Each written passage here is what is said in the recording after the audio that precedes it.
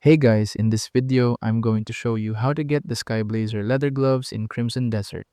First things first, head over to this side of the map. It's directly northeast of the Dewhaven Keep.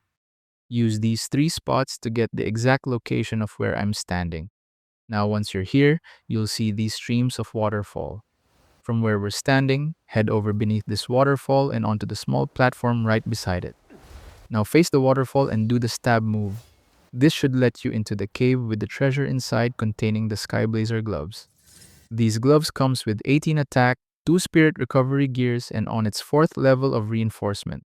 It also comes with a level 2 critical rate when maxed out.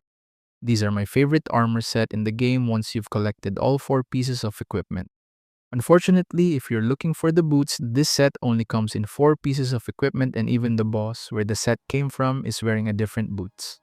And that is how to get the Skyblazer Leather Gloves in Crimson Desert. Thank you so much for watching.